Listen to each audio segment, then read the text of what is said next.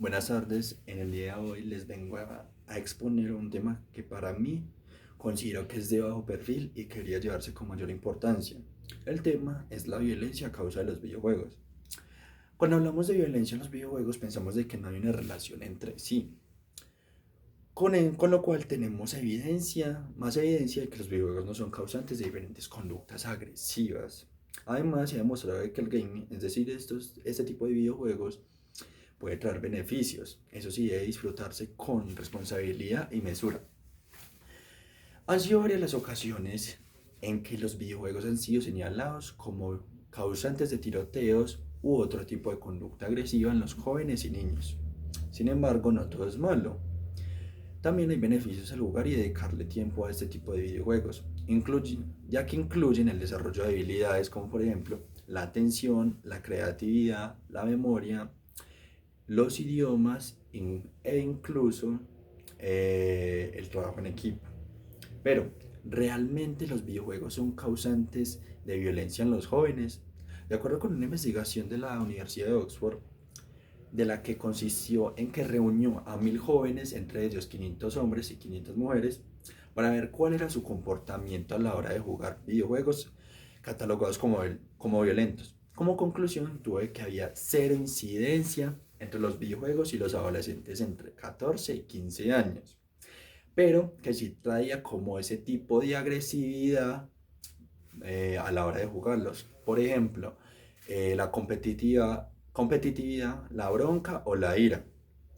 También sacó un término que es el trash talking. ¿En qué consiste esto? En que es una forma de insulto que busca sacar de sus casillas al rival. O una competitividad excesiva, comportamientos en auge desde que existe la posibilidad de jugar online con diferentes personas alrededor del mundo. ¿En qué consiste esto? Pongámonos, digamos, por ejemplo, pongámonos en el momento en que yo estoy jugando con un amigo al videojuego FIFA, del cual nos salimos de nuestras casillas momentáneamente, no a tal escala de llegar a pegarle, por ejemplo. Sería principalmente eso, que es una sensación momentánea, más no a ese tipo de agresividad, por ejemplo. Aunque también depende de la persona, que digamos tenga una agresividad compulsiva y que no, por decirlo así, que la rabia no sepa controlar sus emociones, por ejemplo.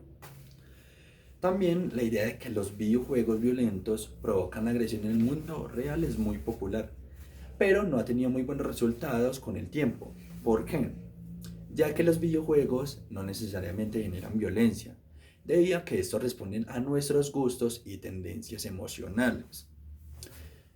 Desde otro punto, yo veía a un psicólogo peruano en que lo reparte en tres facetas.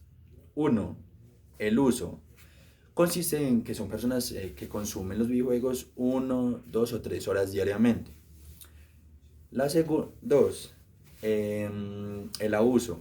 Consiste en que son personas que dejan hacer actividades como por ejemplo el comer o incluso dormir por jugar, pero aún así no se le considera adictivos.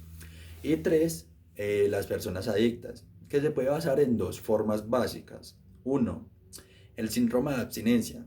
¿En qué consiste este síndrome? Consiste en que son personas que juegan a los videojuegos sintiéndose mal físicamente o incluso teniendo ese tipo de ansiedad u, perdón, u otro tipo de sensaciones. Y dos, es tener una conducta compulsiva para jugar, siendo capaz de robar o incluso agredir. También se puede hablar que tiene una desenfocación social, que puede tener una desenfocación social. Por ejemplo, el dejar de juntarse con la gente, dejar de estudiar, ir a la universidad o incluso ir a trabajar.